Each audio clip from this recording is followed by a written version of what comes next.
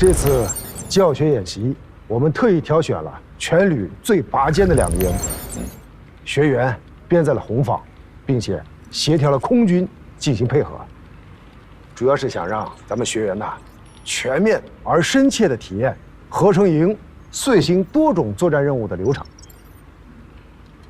多谢索副旅长。哎呀，红蓝双方这演习打的是挺热闹啊。不过仗打到这个节骨眼上了，我的学员分队啊，怎么都像没睡醒一样啊？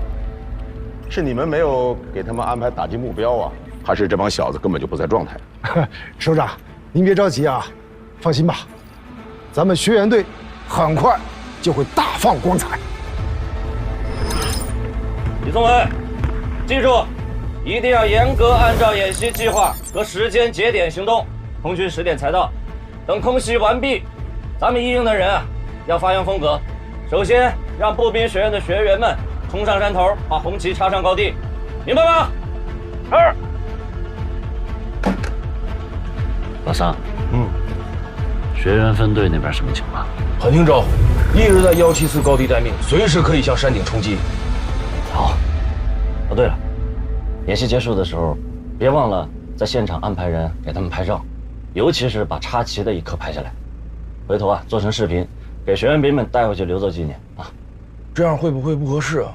咱们这一次和步兵学院是联合演习，那就说明这些学员兵就是咱们红方的战士。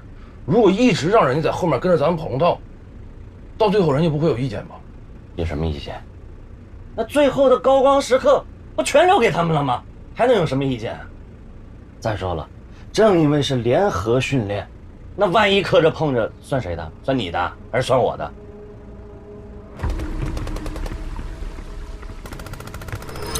副队长，咱们什么时候行动啊？这再不打，仗都要打完了。等队长命令。副队长，咱队长呢？不该问的别问，有你们发挥的时候啊！是。队长，这仗都快结束了，咱跑这儿来干嘛？闭嘴，听命令。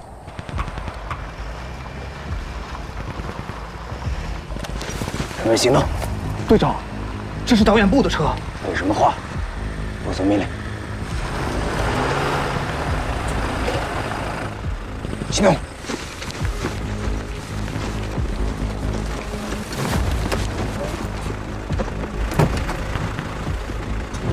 同志，我们是导演部的。找的就是导演部。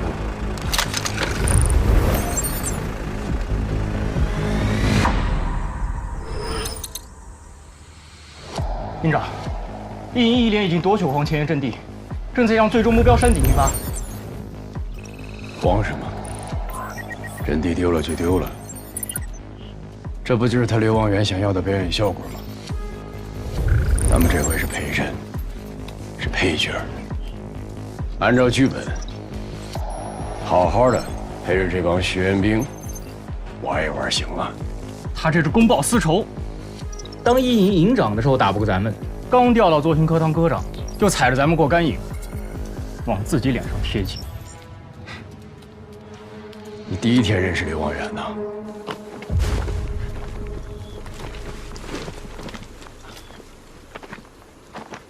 受累啊！把人给我看好了。是。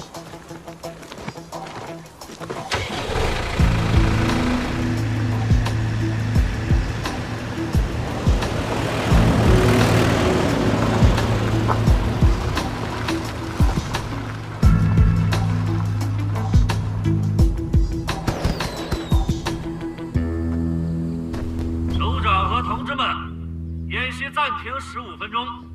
休息之后重新开始。什么情况这是？还能什么情况？首长来了呗。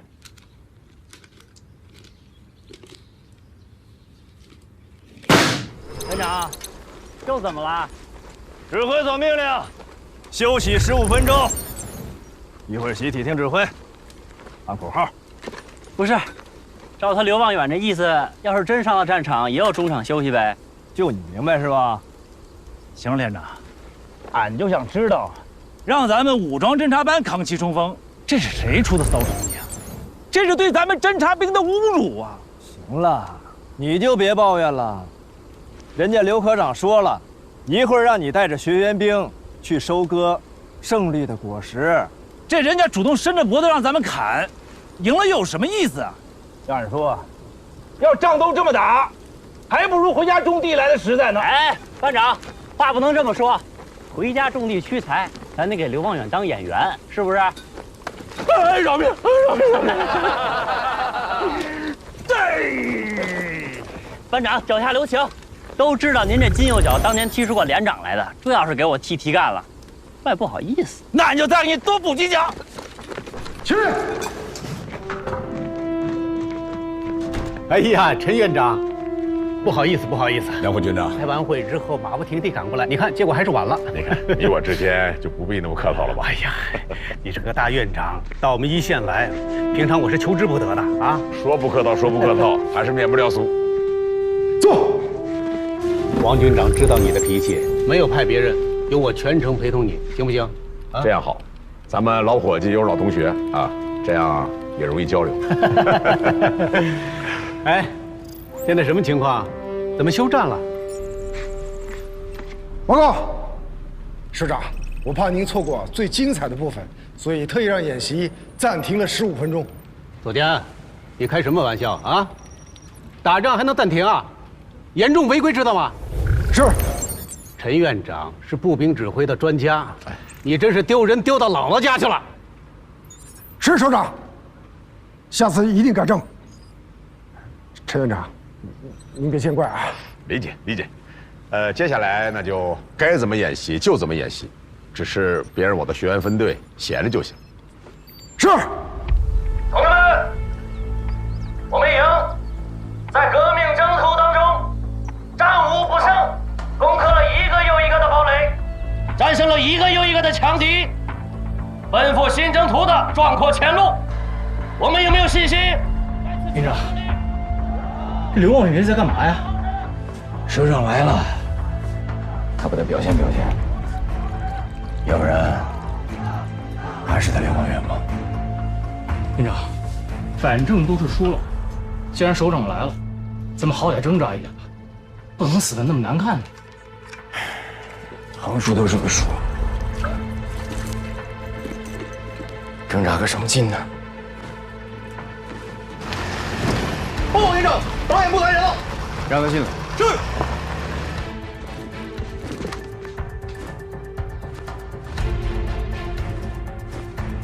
张营长，我们是导演部的，专程赶来向您传达梁副军长最新命令。请讲。咱们这么干行吗？这可是违反纪律的。出任何事我担着。可是。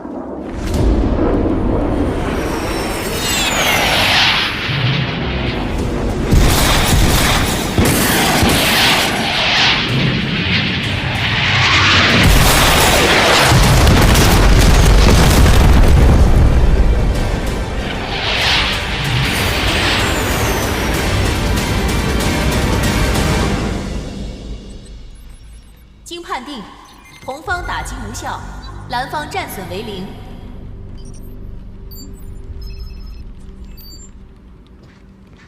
报告。说。首长，是这样，为了保证演习的顺利进行，所以商定严格按照演习的时间节点实施打击。我是不是可以这样理解？因为我也暂停了演习。但是空军还是按约定的时间进场，来轰炸，炸的都是空地儿，看见了吗？都是空地儿，搞了这么大一场乌龙，对吗？应该是这样的。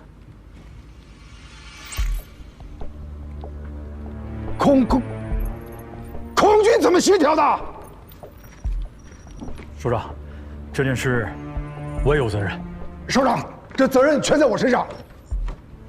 这样演习的话，你们应该下一步训练训练，如何去投降，用什么样姿势投降更好看，对不对？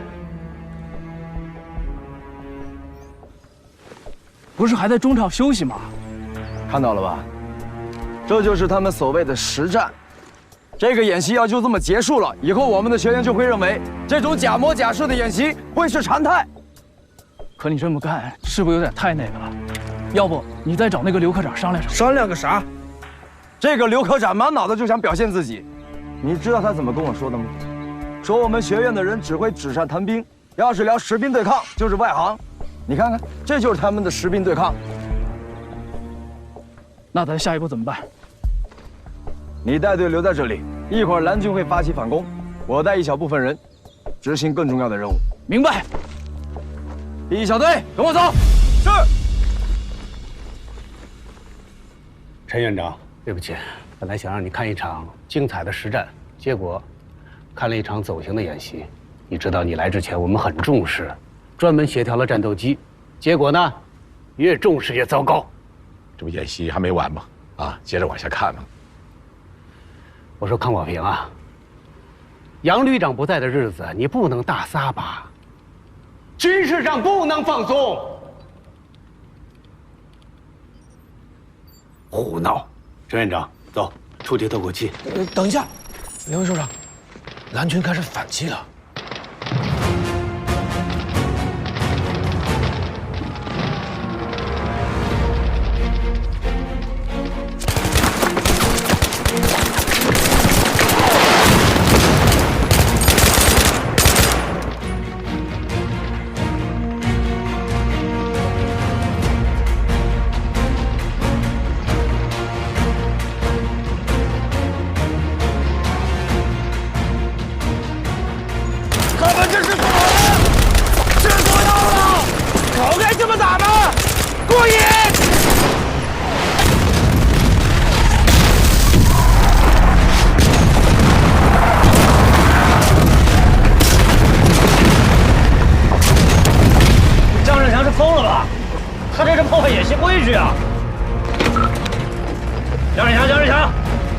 江胜强收到回话。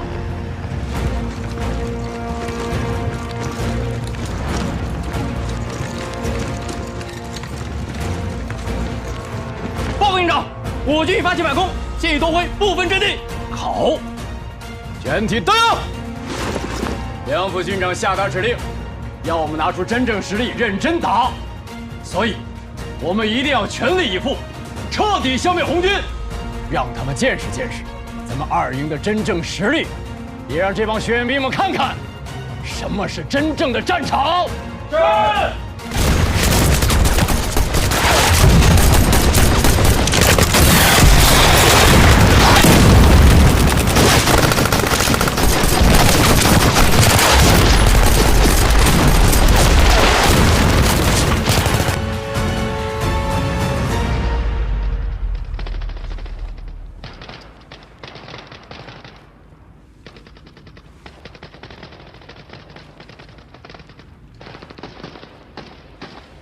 左江，到。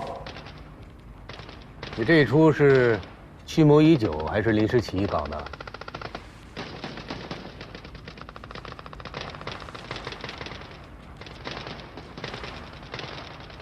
打得不错。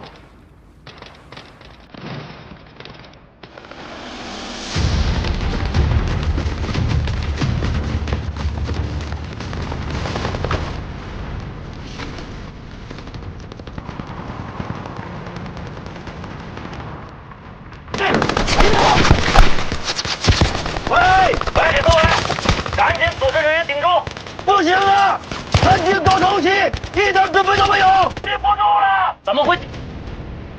尽量停。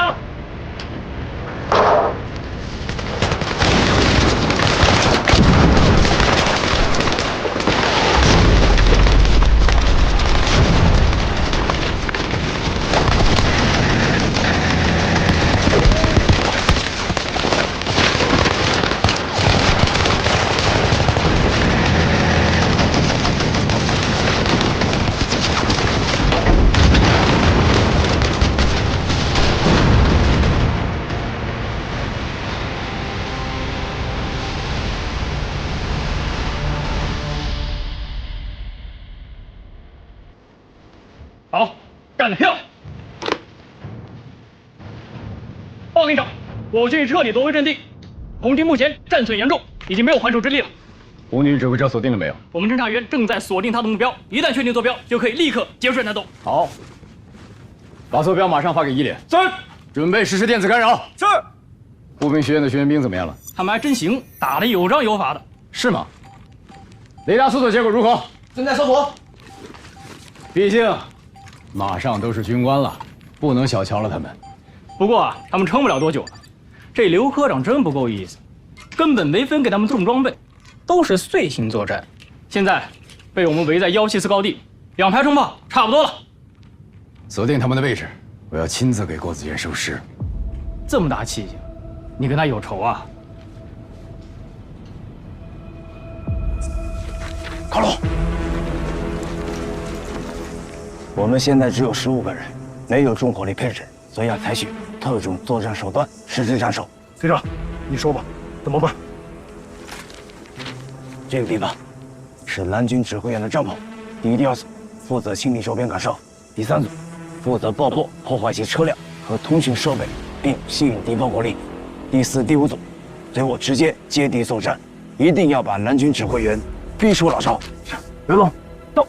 你迅速占领制高点，伺机斩首。没问题。可他们要是一直躲在里面不出来，不会的，有我在，他肯定会露面。家伙带了吧？放心吧，都带着。好，时间紧迫，出发！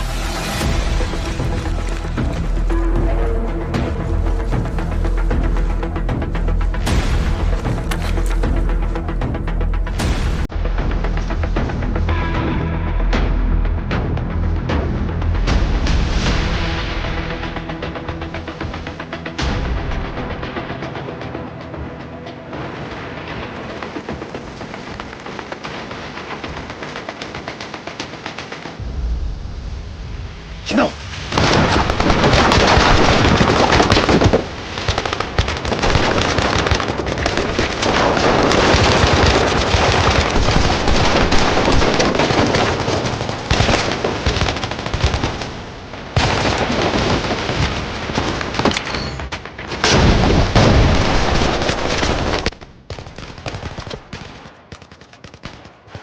营长，是步兵学院的学员。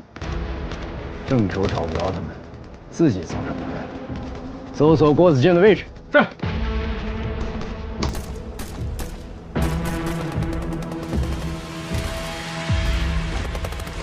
营长。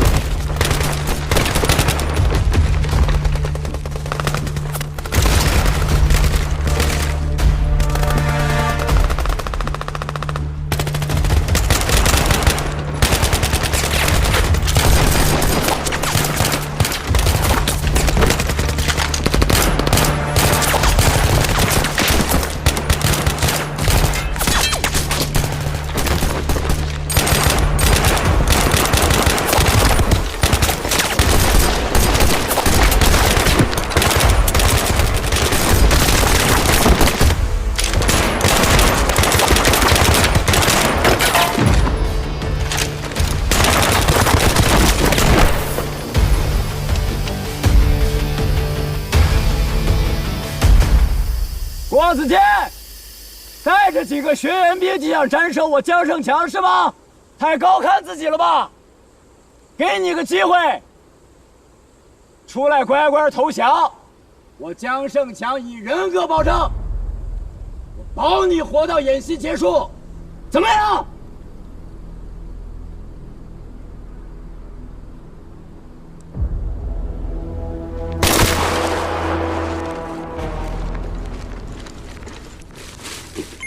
狙击手已清除。郭子健，你的狙击手已经被拔了，你已经没有底牌了，出来！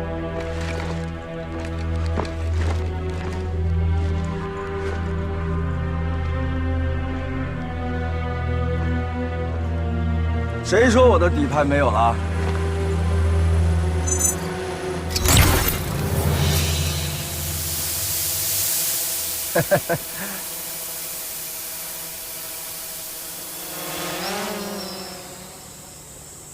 蒋营长，你输了。还是喜欢这些下三滥的手段啊！开枪！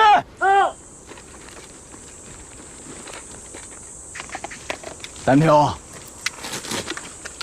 正好把之前的账算一算。行啊，那就陪你玩玩。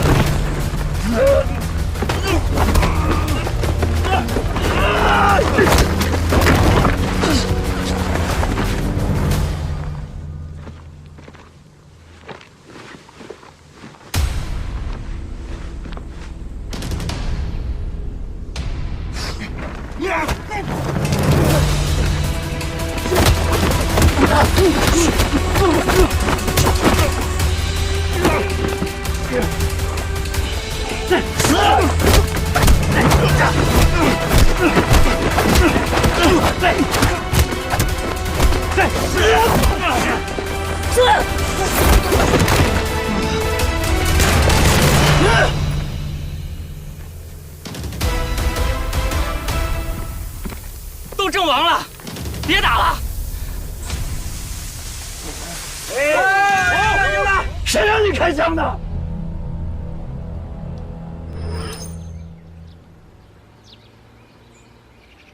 江胜强，你脑子进水了吧？啊！这导演部有专门的通信通道，你不是第一天知道吧？那怎么可能会有人跑到你那儿去直接下命令呢？说话呀！他们说是梁副军长的意思，还说梁副军长对我们的军演安排很不满意，认为我们在表演，不是实战，所以让我关闭所有通信通道，摒弃一切干扰，狠狠的打。2个学员兵就把你给蒙了，你可是咱们396旅的标兵啊！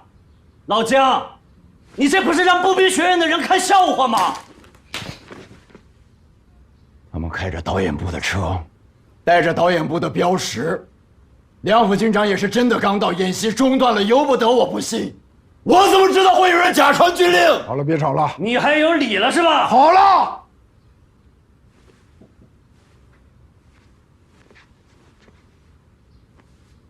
叫这干嘛？比个啊！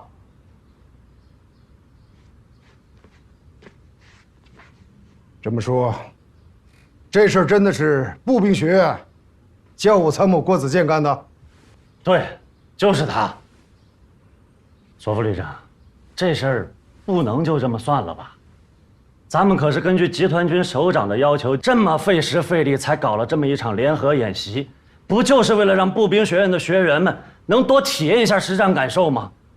为此，我们还做了大量的功课，参考了这么多教学视频，就这么完备的计划，就因为他一个郭子健，全弄成了一锅烂粥。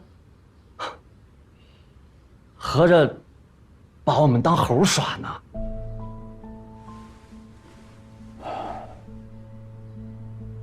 郭子健这么做的动机是什么？他还能是为什么？出风头呗。政委，您看啊，先是让2营趁着1营不备，把1营打了个稀巴烂，然后他再带着学员兵跑去把江胜强斩首了。合着我们396旅的人全是傻子，就他一个人是英雄呗。当众打别人的脸，然后再踩着别人的脸往上爬。对，这就是他郭子健的性格。你以前就认识他？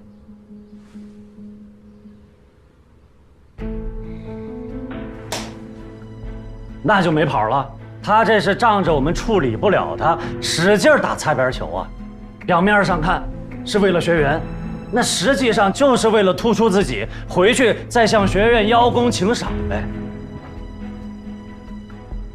2位首长，这事儿我不知道你们怎么看啊，但是我个人觉得，如果真是这么回事儿，那这个人的人品绝对是有问题的。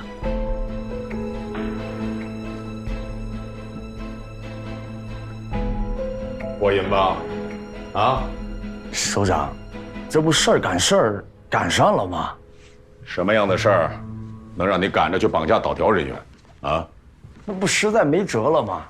再说了，这回您亲自出马，带队组织教学训练，这演习要就这么结束了，我们对上对下也没法交代呀。你少给我扯虎皮拉大旗。如果在院里啊，有些事儿含糊一下，我就还能过得去。可今天这种场合，又在人家的地盘上，你让我怎么收场啊？啊，要杀要剐，我一人承担。你说的轻巧，你承担，你一个营支参谋，全身剁干净，你才能有几两肉啊？你拿什么承担？首长，我没别的意思啊。怎么处理我都没意见，只要不连累您就行。胡扯！我陈光衍是那样的人吗？再说了，现在就是把你推出去辕门斩首，我能脱得了干系啊？嘿嘿，首长，咱们这任务不也圆满完成了吗？圆满个啥？你把人家396旅啊上上下下搅成一锅粥了。他们演习要不掺水，我至于吗？你有种！可是我要告诉你啊，这种事儿要想收得住场子，在人家396旅的地盘上，你就得把尾巴给我夹得紧紧的啊！挨批挨骂，全都给我干咽下去。不就是开我的批斗会吗？我认。这种态度可不像认怂的样子。那是我一个人左右了战场，促进了部队实战化训练。你自己应该明白，就你绑架梁参谋这件事儿，如果给你上纲上线的话，就能就地免了你的职。这啥年代了，还上纲上线？任何年代都应该讲究组织纪律。现在有点时间，好好准备一下吧。啊，说实话，今天下午这个总结啊，他们要听的、想听的，就是你的检讨。还真检讨啊？废话，我可警告你啊，不管从什么出发点，也必须注重事实，检讨必须深刻。怎么才算深刻？你少跟我耍贫嘴。这个场合必须严肃认真，不仅参演部队的骨干都要参加，连集团军的梁副军长都要亲自参加的。你自己好好掂量掂量吧。好，我深刻准备去了。去吧。是。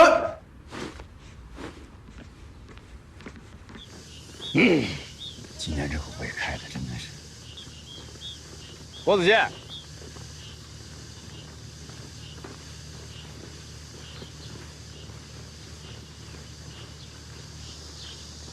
还是老样子，永远靠一些不入流的手段达到目的，一点没变。这么多年没见，还是这么输不起啊？难道你就不想真打？真打？郭子健，我倒是真的希望有机会跟你好好的较量一番。到时候，你一定会是我的手下败将。到时候，希望你能有这个资格。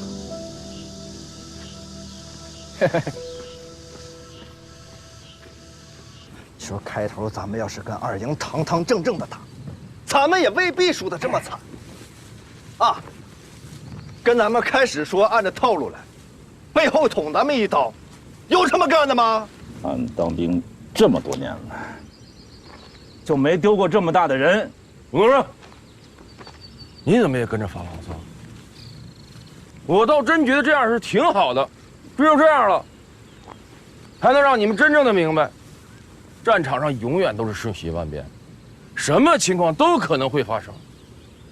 如果你们当时按照战术要求做好隐蔽，怎么可能会吃这么大亏呢？不是小子儿，咱们都被人家玩得这么惨了，你咋还能保持这么好的平常心？那我问你，最后是不是咱们红军赢了？你有什么不好？可胜利是靠人家步兵学院打下来的，那有啥好啊？就是啊，那步兵学院的学员也是咱们红军的一部分吧？是，人家斩首成功了，那也是因为咱们牵制了蓝军的火力，影响了江少强的判断，所以功劳、荣誉是我们大家伙一起的。这样的荣誉，俺宁愿不要。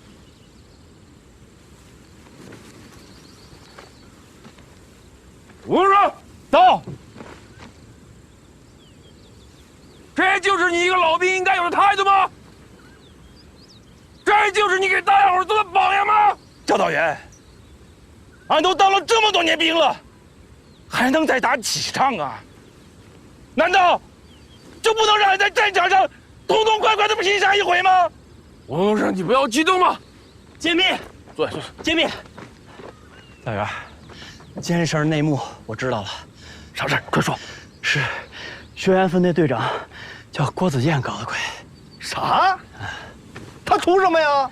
本来咱们就是内定的胜方，是他这不是脱裤子放屁，多此一举吗？连长，但是你想，按原来的方案是咱们赢，但这个荣誉呢是归咱396旅一营，不是他郭子健呢。这回可好，他不仅玩了刘科长一把啊，码了咱们一营一道，就连索副旅长和整个导演部全成了他郭子健一个人出面挂号的牺牲品。高不高？高。高个啥？他这就是踩着咱们肩膀往上爬呢。第一次到一线，第一次参加演习，你居然被人家给俘虏了啊！首长，这也是我第一次听说，导演部的人也可以这样被利用。难道演习就可以毫无规则可言吗？哪能呢？破坏规则、违反纪律，部队一定会处分的。但是你啊，一片赤子之心，象牙塔里待久了，上这么一堂课对你来说，不是什么坏事。这样的课可坏了。这就好比是在足球场上殴打裁判，跟那样的性质差不多。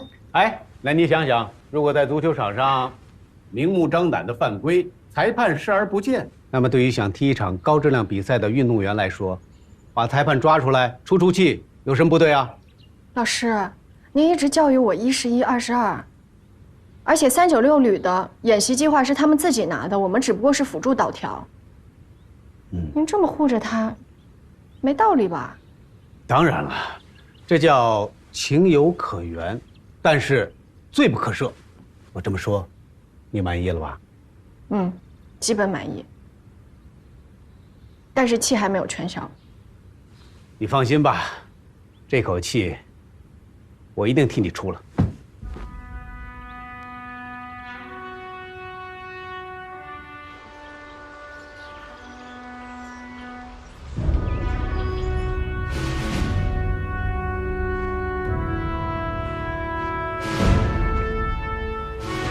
陆军训词我就不背诵了，免得有人脸红。郭参谋，就事论事啊，没必要把陆军训词这么大的帽子甩出来压人。好，就当陆军训词是顶大帽子。那么请问，为什么不能把这顶帽子拿出来压一压那些不思进取的人？为什么不能拿出来旗帜鲜明地昭示我们应当进取的方向呢？郭子健，到，检讨就是检讨，好好说话。是。我承认，在这次演习中，我的行为的确出格了。我认真检讨，并接受组织上的任何处分。我的检讨是真诚的，但同时，我想在这里说几句心里话。我们学院选择将学员编入到396旅一营扮演红军，为待毕业的学员上一堂实战演习课，这是非常慎重的决定。原因是我们了解到，这是一支在革命战争年代战无不胜的部队，是一支在新的历史时期不断进取、焕发新貌的部队，也是一支最早开始合成营建设的部队。合成营建设是这次陆军转型的一项重大举措，必将使军旅营体制的独特优势能够得到更充分的彰显，有力推动我们陆军向充实、合成、多能、灵活方向发展。我坚决拥护。作为转型后的陆军，在今后的岁月里，我们当然还有可能会夺山头，可即便夺山头，夺的也应该是21世纪的山头，是带有信息化攻防的山头，是现代战场特色鲜明的山头。而且不管这个山头怎么夺，也应当是一场你死我活的较量，是胜负难分的比拼，是势均力敌的对抗。可今天展现给我们的是什么呢？郭子健，赶紧给我下来！别，陈院长，让他把话说完。郭参谋，到，继续说，把话说透了。谢谢首长。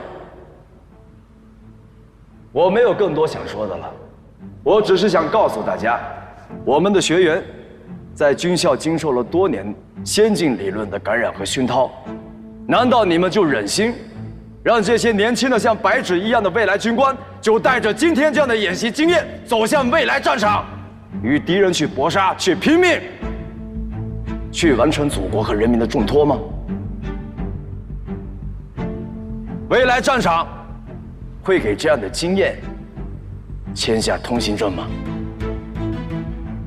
你们作为这次演习的设计和执行的所有剧中人，请扪心自问，作为军人，如果你们还有进取的血性，对未来的担当，还能坦然地面对如此糊弄人以及不负责任的行为吗？郭子健，我要提醒你啊，你今天可是来做检讨的，你就这么做检讨的吗？最后，我要在这里向一个人真诚的道歉。这个人就是这次演习的导调员梁鸿参谋。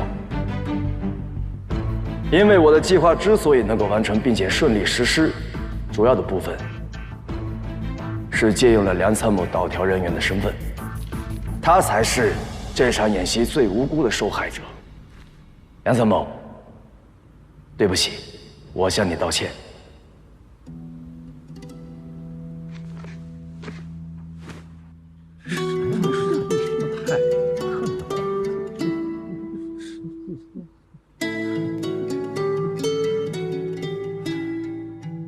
老同学，这回啊，我这脸面彻底是栽在你这儿了。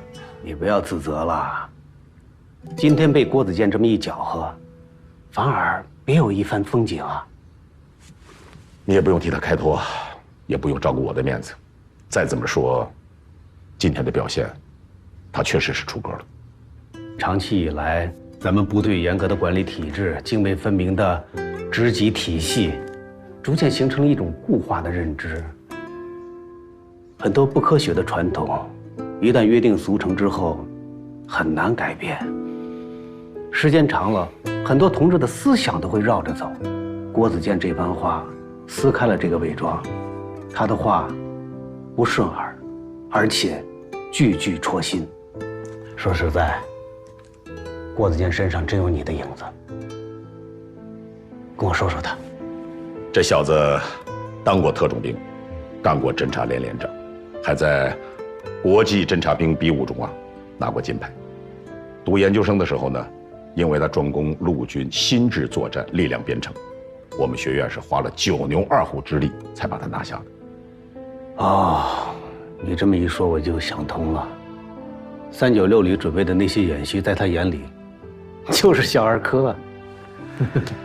这小子真本事嘛，肯定是有，但是你也知道，有本事的人毛病，在他身上也是特别的集中。不仅说话做事太过于自我，而且特别爱钻牛角尖。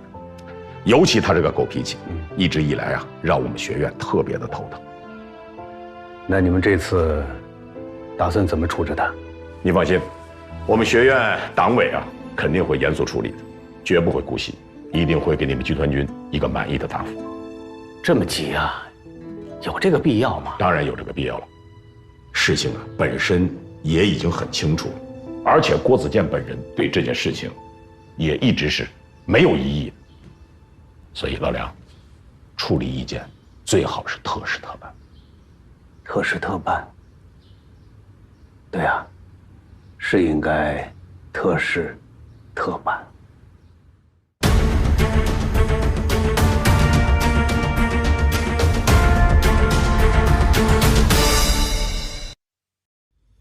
好好的一个检讨会谦虚一点，差不多就可以过关了。你倒好，变成了自己的演讲大会了，简直是自毁前程。你不知道吧？你前脚刚刚表演一番，后脚那个刘科长就把这件事儿直接捅到上级机关和越南委那儿了。处理意见是不是到了？到了。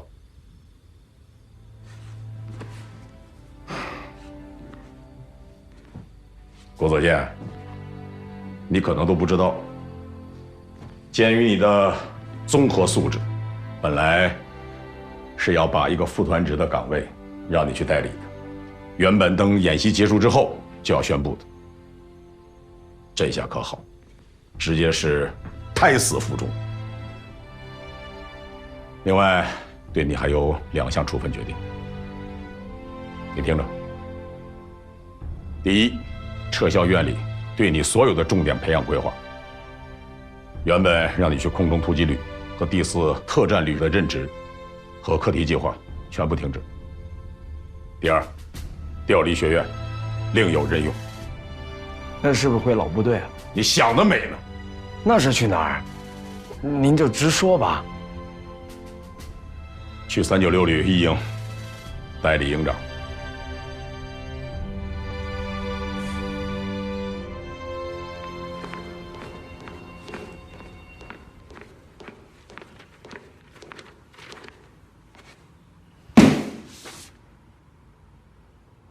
他们什么意思？把郭子健调到1营来当营长，那不是给咱396旅安一个定时炸弹吗？不到2天时间，这件事居然以这种方式解决，一定有其自身更深层次的理由。你处分他可以啊，你别恶心咱们呐！这是集团军和步兵学院2家单位的共同决议，必须执行啊。所以，对于我们来说，第一，服从命令；第二，抓好落实；第三才是理顺思路，稳定情绪。政委，我告诉你，他这个臭德行，咱们都见识过了。你说这样的人来，能没情绪吗？哎，老苏，作为代旅长，有情绪也得给我忍着啊！哎呀，我的娘！这是部队，不是外面的自由市场。再说了，这件事情一旦公布，第8集团军上上下下的官兵可都看着咱们呢。如果我们这些旅领导连这点度量都没有，今后还怎么领兵啊？那396旅在第8集团军还有什么威信？你甭跟我讲大道理，政委，我懂。就算我没情绪，参加演习的官兵呢，我就把话说在这儿。这小子来了，肯定是经常一屁股屎啊，咱们成天得给他擦。老苏，老苏，哎，我怎么听着你是对自己管理下属的水平没信心呢？啊，这话不像是从你索建安嘴里冒出来的。我还是那句话，任何时候、任何情况下，我们都要公正客观地了解使用干部。哎，调令都下来了。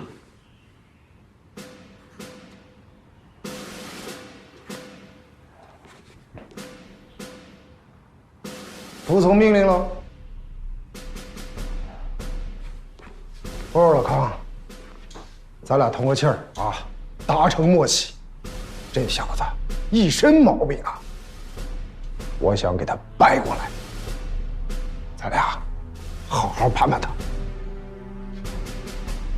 只要你把情绪搂住了，我全力支持你工作。行，判他。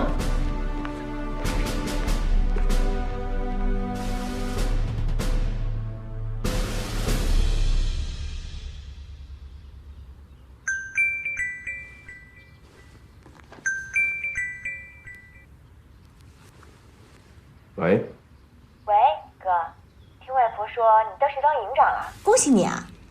老太太那嘴也是够快的。你当营长可是咱家的大事儿，当然要广而告之啦。行了，想说什么？我听说到基层很辛苦的，我关心你嘛。来，给我。你说你别胡说。我当兵的还怕吃苦啊？子健，我和你外公知道你当了营长之后，非常高兴啊！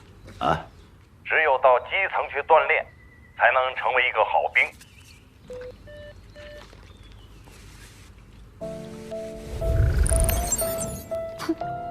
你看看，你又不是不知道他不愿意听你说话，完了吧？哎呦！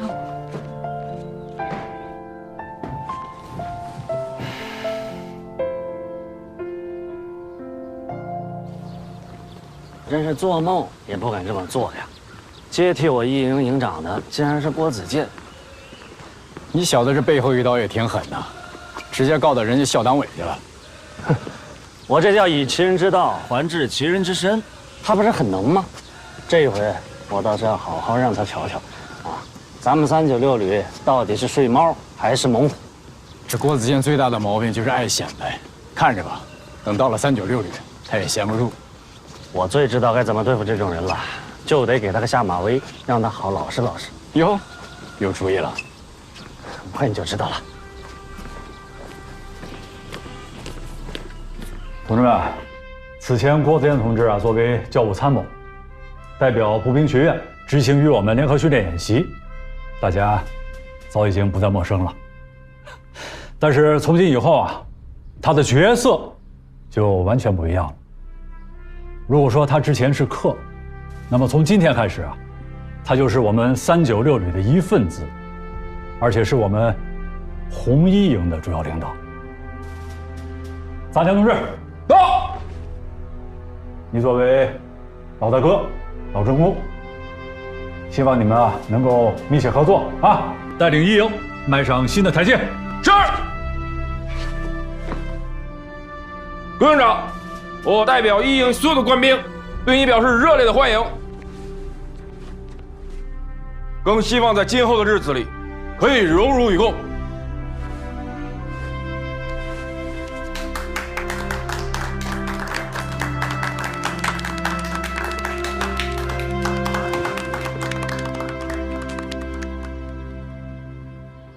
啊，这个按说啊，一个营级干部的就职，是机关安排个交接就可以了，因为陈院长来了啊，这规格就不一样了。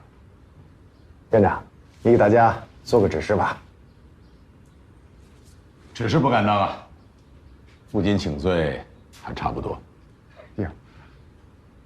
同志们，郭子健同志到一营任职，是我们学院和第8集团军的领导共同决策的。我没有权利妄加评议。我今天之所以来参加这个交接会，是受院党委的委托，专门来给我们396旅的同志们致歉的。院长，您客气了，请坐。是。坐。郭子健同志代理红一营营长，这个“代”字本身是很有意思的。一则呢，是他缺乏营一级主官领导的经验，需要锤炼；二则，是要为他此前的一些言行来买单，要负责任；第三，我希望他本人呢，能够在这个岗位上做出成绩，不要辜负学院领导和集团军首长对他的期望；第四，是骡子是马，是真金还是砖头，还必须到我们一线部队来验证验证，不是有本事光凭嘴皮子功夫就可以的。至于以后能不能拿掉这个袋子，甚至能不能被我们一营和396旅接受，这一切的一切，都要看他自己的表现和能力了。郭子健，到，你也表个态吧。首长，我就不表态了。各位领导，今后我会用行动说话，大家看我的表现吧。好，交接会就到这儿吧。报告，坐下说。是。刚才郭参谋说，哦不对，现在已经是郭营长了。你说会用实际行动来为以后表态，对吧？没错。那就好。我向各位首长汇报一下，由于前2天的演习，我们暴露了大量的问题，再加上郭营长的提醒。身为作训科科长，我这2天也进行了深刻的反思和反省。报经吕首长和集团军作训处的同意，我们决定把参加演习所有的1营和2营官兵留在教导队，再进行一次实战化复盘演练。是啊，首长，我们确实是这么安排的。但是，鉴于现在1营营长位置的空缺，我们本来打算从3营或者4营协调出一位营长，来率领1营组织对抗。但现在，郭营长从天而降，这正好就帮我们解决了难题啊！刘科长，你什么意思？你是想现在就让郭子健，马上带领1营参加演练？也不是马上，正常安排呢是明天晚上进入情况，具体怎么组织？正好导调组的梁红梁参谋还没有离开，所以我们请他和新赶来的同志参与导调。当然了，郭营长，如果你选择放弃行使1营营长的权利，那也没关系，我们可以为你安排一个观摩席位。郭营长，这就看你的意思了。左副旅长，什么事你说吧。左副旅长，郭子健同志刚刚来到我们1营，跟所有人都不认识，对营里的情况完全不了解。这个时候你让他去指挥，我看要不然还是下。左科长，这个任务我接了。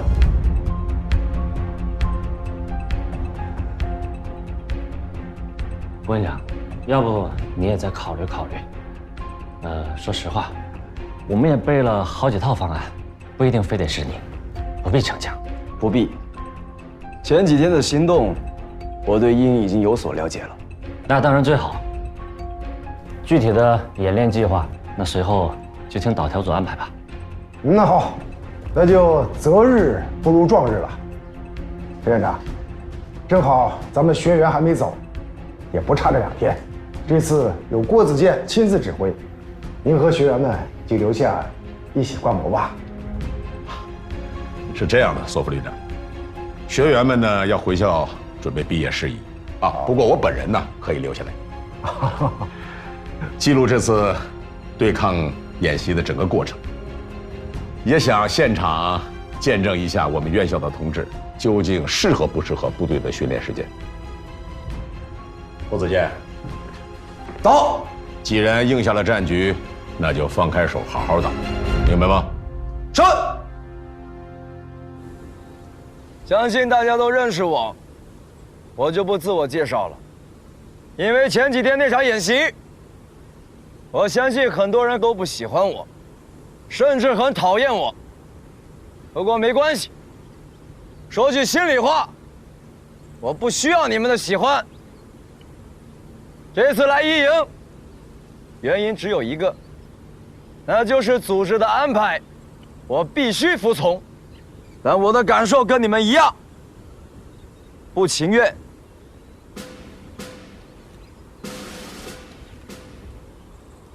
既然组织的安排不能违背，我相信你们也没这个能力能把我郭子健这个营长给撤掉。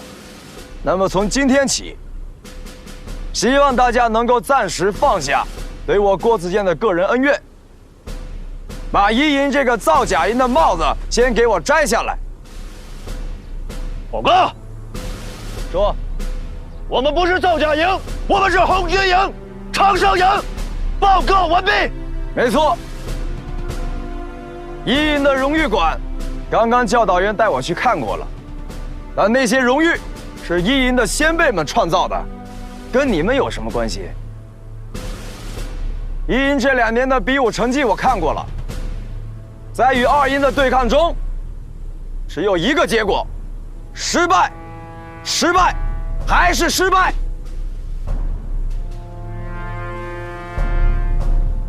1营的荣誉是先辈们用血汗拼杀出来的。从今天开始，为了1营的荣誉能够延续，我希望红1营的后人们能够用一次实实在在的战场拼杀，把1营的荣誉夺回来，把2营干翻在地。我觉得营长说的非常的对，从明天晚上开始，我们是要跟二营实打实的干一仗了。怎么可能打得过二营啊？顶多输的不那么惨。就是。怎么？怂了？想认输？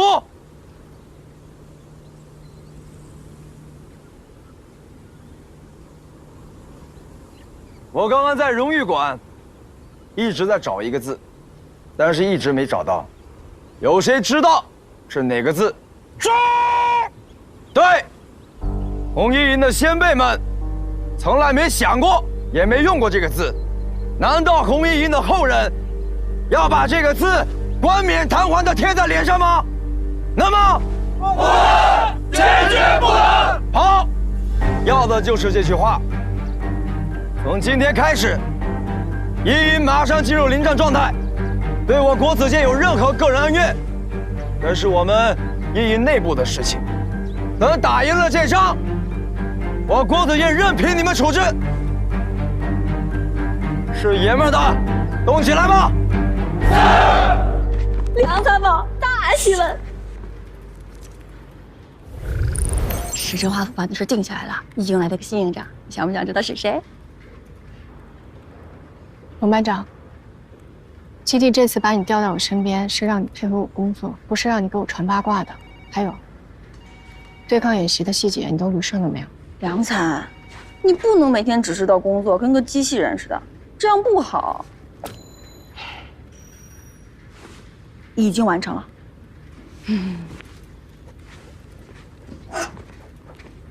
我跟你说，这回396旅新来的那个营长，就是步兵学院的那个郭子健，吃惊吧？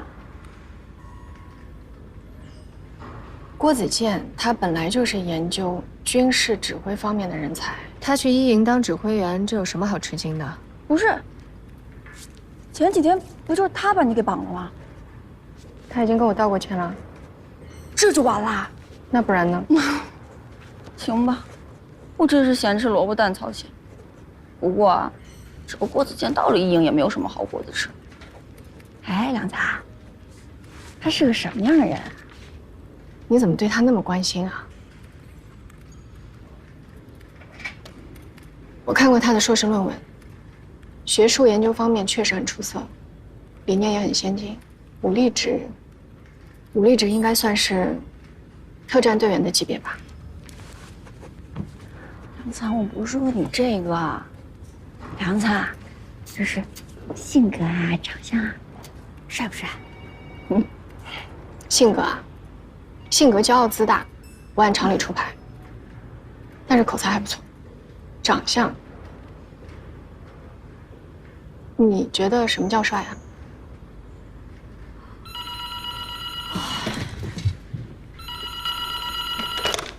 喂，司令员好，我是梁红。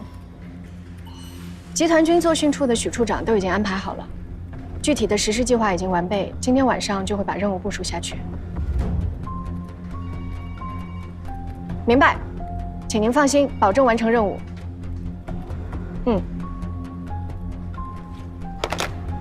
梁灿，为什么一个小对抗能让马司令员这么重视啊？就是这个小对抗，步兵学院的首长会来观摩，集团军的领导会注目，396旅全旅的同志们都会来旁观。你说重要不重要？背对背的对抗，纯自由搏击，不错，有点意思。陈院长，你看呢？挺有针对性的，不错。许处长，看来是出手不凡呐。可不敢，这是梁参谋独立设计的，我可不敢贪功啊。哦，那就是名师出高徒了。这个设计确实挺有新意的，没想到梁参谋年纪轻轻啊，对战法战术的领悟和涉足这么深。哎呀，他要听到你这么夸他，他鼻孔得朝天了。不过这个离他完成自己的论文还差得远呢。不过话说回来了，郭子健如果有梁红一半的修养，也不至于。不说了。那这个课题就这么公布了？你觉得呢，陈院长？客随主便，没有意见。好，公布。是。1、2营此次对抗名为新型联级战斗群山地遭遇战斗，对抗双方各自出动一支100人为基准的联级规模分队。战斗规则与以往演习一样，注意事项：对抗双方必须立足合成营现有装备和现有人员。好，基本规则梁参谋已经介绍过了。明晚8时，双方兵力开始机动，10时整，对抗正式开始。下面我再把对抗区域明确一下。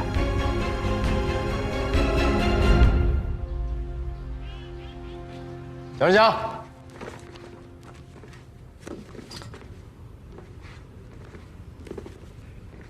怎么，演习还没开始呢，准备投降了？投降？做梦吧你！我们俩好歹同学一场，又是一个部队的战友，你不请我吃个饭，欢迎欢迎。我们是朋友吗？不是啊。我们是敌人吗？是的。不至于吧？那么多年前的一件小事儿，到现在还记仇，你心眼儿太小了。我心眼儿就这么小。第一天认识我，我就纳了闷了。你在这儿有朋友吗？为什么非要到396旅？怎么着？想把我们这儿的水搅浑？你是怕我抢你风头？抢风头这种事情，那是你郭子健与生俱来的天赋，我甘拜下风。不过这次演习对抗，你必败无疑。是吗？那就走着瞧。郭子健，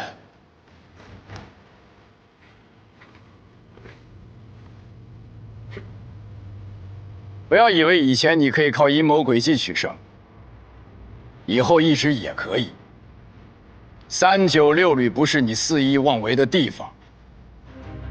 像你这种人啊，也就只配跟1营这种训练水平的队伍待在一起。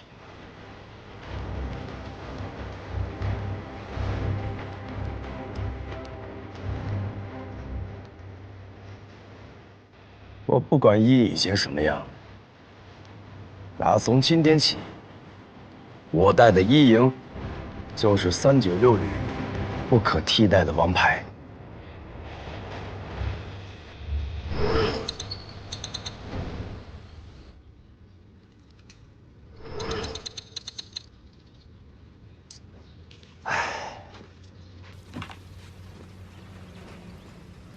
郭营长，你的这种打法我真是头一次见。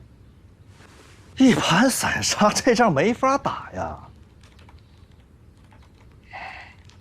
董振国，到。你试试。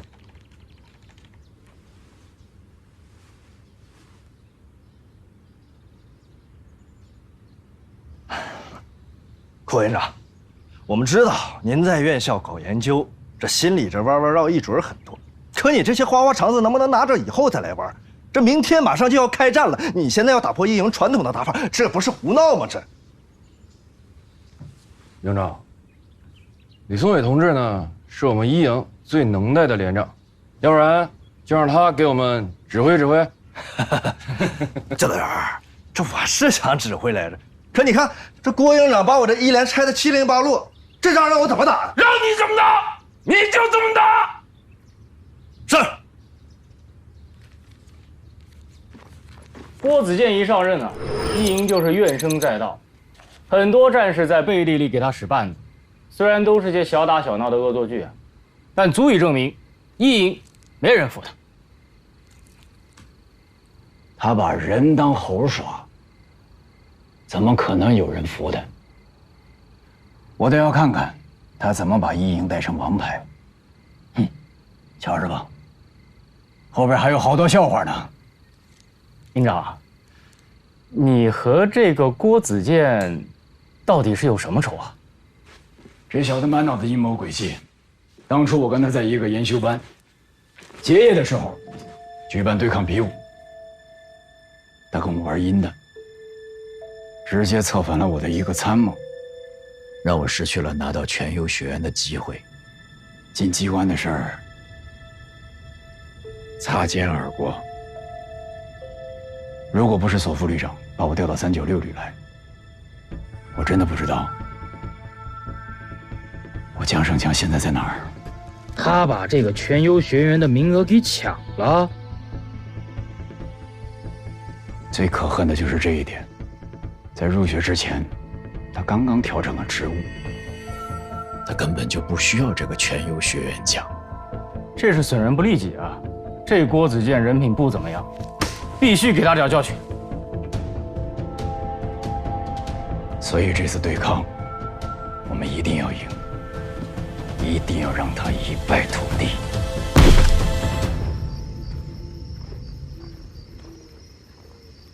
营长，你这么做真的能行吗？我知道我不精通战法，但我也明白集中用兵的道理。像你这样东挑西拣的用兵，明显兵家之大忌啊！说起兵家，从古至今有哪个军事家说过一种战法是可以永久不变的？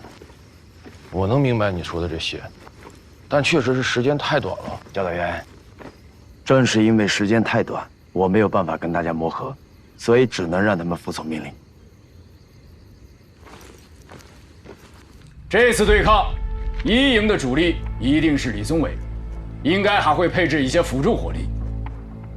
徐德利，你和李松伟是老对手了，但在实力上，你一直压他一头，这回没问题吧？没问题，拿下李松伟，小菜一碟，不能轻敌。周参谋说的对，咱们不能掉以轻心，在战术上一定要盯紧，不能给他们喘息的机会，保证完成任务。走。好，现在我们来研究一下火力配置，在群峰山区布置一个火力点。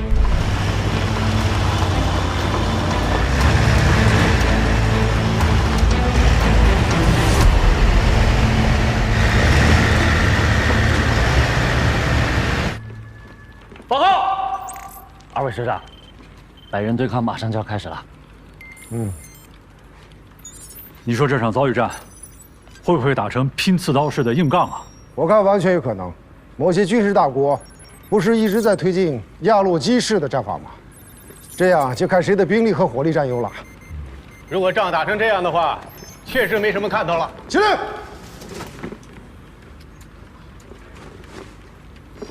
都坐吧。坐下。来，陈院长，你来。你是客人。省长请。哎，我说啊，今天虽然是一场小规模的对抗，但是会更见功夫。步兵遭遇战，双方各100人，我估计2个攻防就差不多了。有道理，但是也不尽然，关键要看用兵的人怎么设计这一仗，是吧，陈院长？我能说什么呢？现在这个郭子健呢，已经不是我的人了。报告，我无人机在敌方阵地发现，其部分重装备已进入伏击圈。他们用的果然是李松伟连队，不过他们很谨慎，也很小心。但是无人机还不行，地面侦察人员有什么发现？地面侦察人员结果暂未传回。那就等结果出来以后再行动。有没有发现对方的侦察人员？目前还没有。注意警戒。是。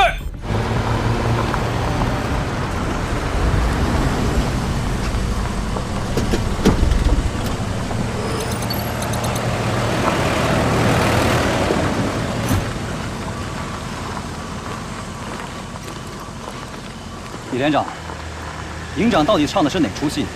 都这个点了，部队还没完成集结，我们好不容易才刚进入作战区域，又立马把我们撤出阵地，全力赶往老风口，由突击改为防守。谁说不是呢？我这也烦着呢。明明说让我挑大梁当主力，结果配了才40个人。你这儿不到40个人吧？这不刚接到命令，又拉走了一半，你说这仗我怎么打？那你为什么没去？郭营长说了，这个地儿是这次对抗的胜负关键，让我坚守。营长葫芦里到底卖的是什么药？我看就是毒药。这个学生官什么都不懂，瞎指挥。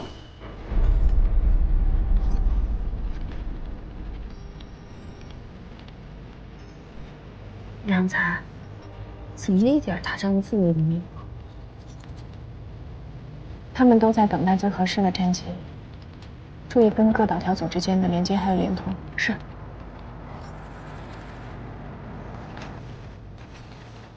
报告，地面侦察人员已侦察完毕，与无人机报案时侦察结果相同。好，命令炮兵开火，摧毁敌方重装备主力，给徐大力扫清障碍，消灭李松伟。是。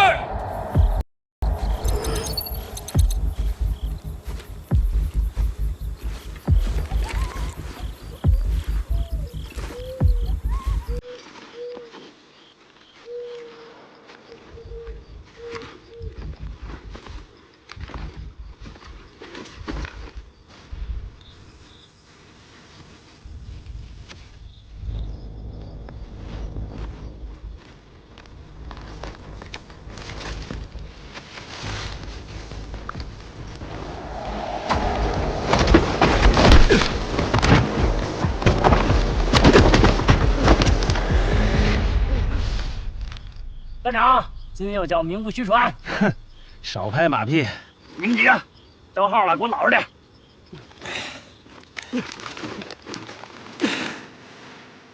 怎么着？想坏规矩？我的干活，四号。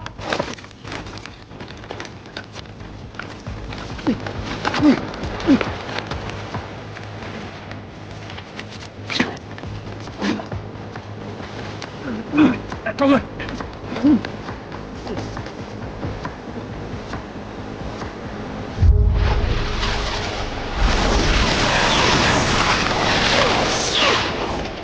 开打！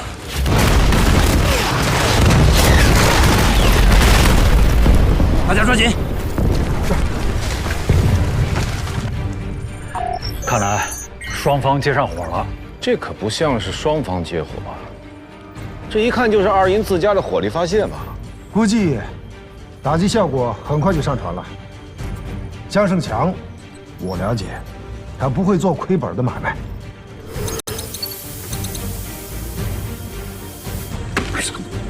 我就知道是什么毒药，什么战术素养，明明就是拿我的一连弹炮灰。报告，首长，打击效果已经出来了，打击有效，一营战损15%。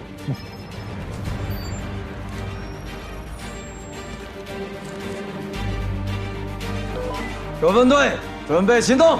是。打击有效，李松伟一连主力被我方重创，让徐大力加快速度突击，消灭李松伟余部。是。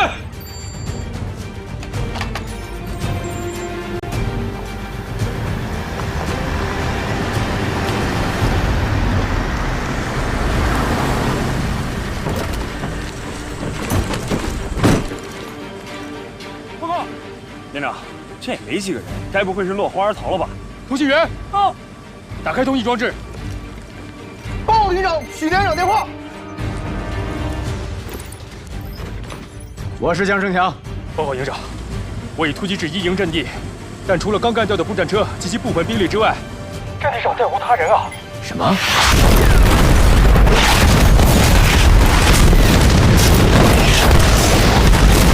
漂亮！嘿，没想到这小子还真有两下子啊！散开啊！引兵！引兵！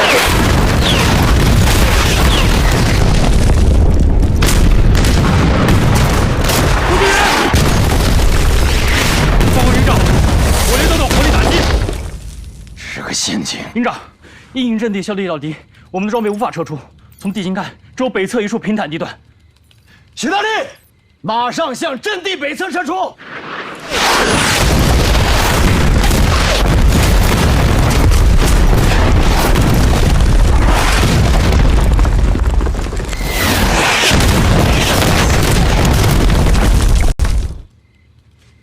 报告营长，在我东西两个方向分别发现一营的突击炮车和轮式装甲车辆活动。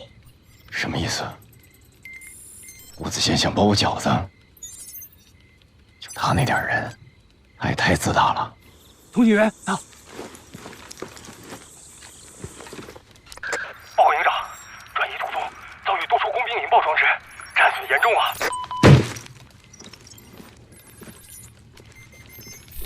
战斗！到！命令预备队立即向徐大隶属会合，那里将是对方重点攻击区域。是。照这样打下去，胜负很快就会分出来了。2个连级规模的对抗，这么点人，火力一接触，不禁打呀。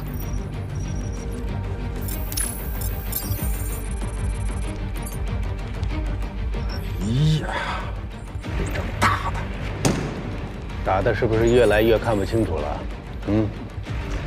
有时候越看不清楚啊，没准到后面越有看头。是啊。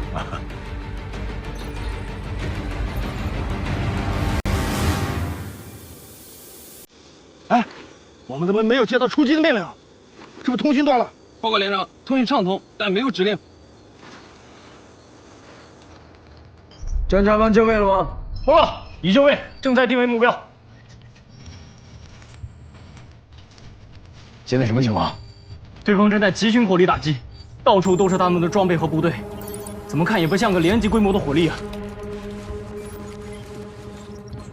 好你个郭子健，你敢违规？怎么办？1营的装备和战斗力是什么水平都在那儿摆着，他郭子健就算违规想赢也没那么容易。命令徐大力寻找机会突围。是。4连4连，寻找机会突围，寻找机会突围。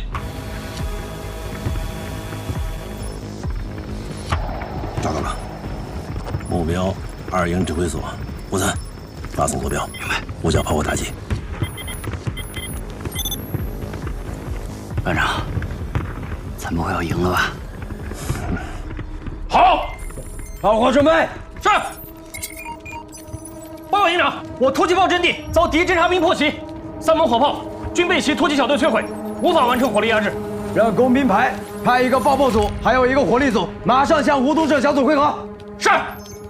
吕松伟那还有部分兵力，要不要先用上？江胜强一旦发现我的作战意图，会立刻做出相应的调整。一共就80号人战斗群，阵型会很快完成变化。李松伟必须要在最关键的时候才能用。不对呀，班长，没有反应，不会没发出去吧？不应该呀，班长。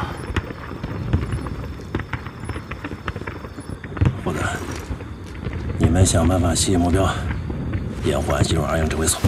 是。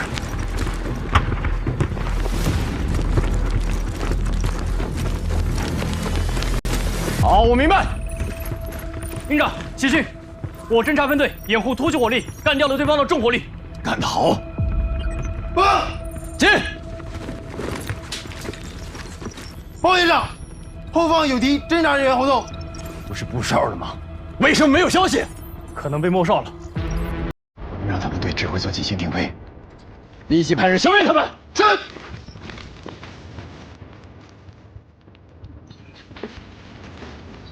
梁特报，到。执行第2套方案。是。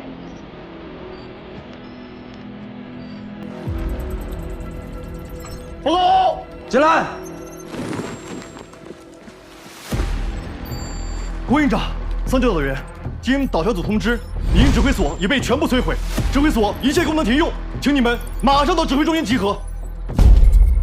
站长，接导调组通知，你营指挥所已被摧毁，指挥所一切功能停用，请您马上到指挥中心报到。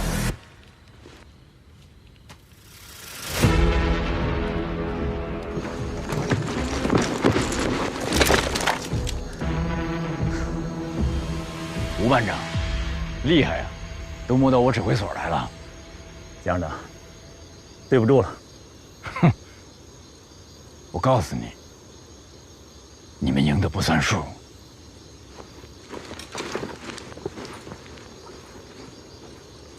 什么情况啊？我这刚到地儿啊，我们就赢了？报告，长，师长，这到底是怎么回事？到底谁输谁赢？现在还不是论输赢的时候，瞧瞧吧，这仗打的多热闹啊！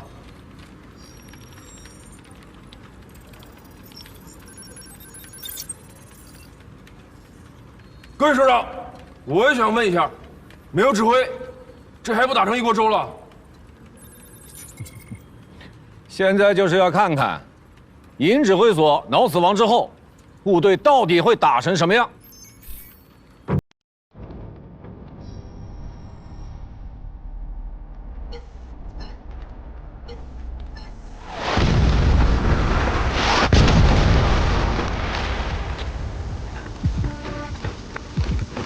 连长，营指挥所都没联系，估计是电磁干扰，等一会儿再连。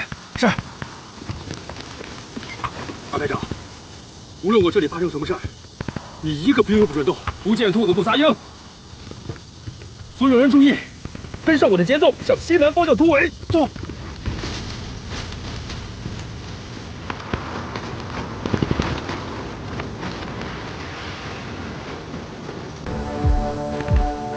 所有人注意，准备。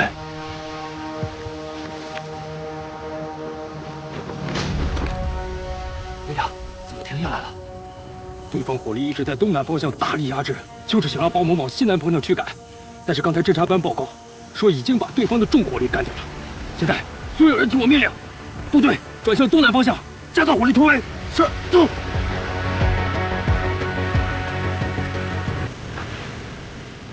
讨儿，难道我们暴露了？不会吧？要是被发现了，早就跑过来了。不行，之前我们小带皮肉，不能就让他们这么跑了。现在和营指挥所的联络中断好一阵子，24营长要求我们原地投守，要不再等等。等个屁！再等我们太多了。所有配备给1连的火力，听我命令，出击！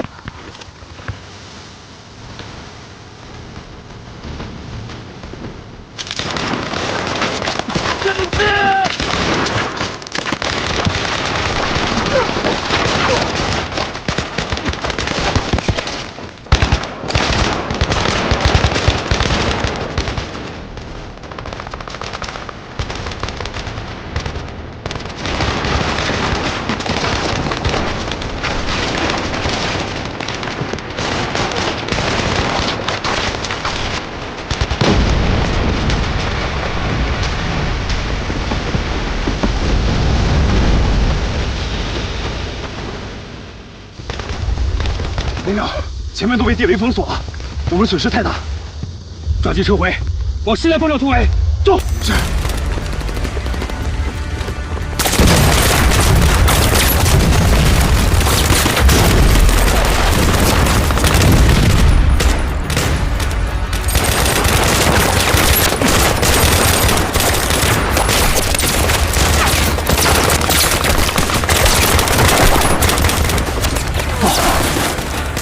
徐南六转回来了！怎么？徐南六转回来了！哎呀，这范算是真夹着了！快，抓紧的找个出击点，抓紧撤！撤！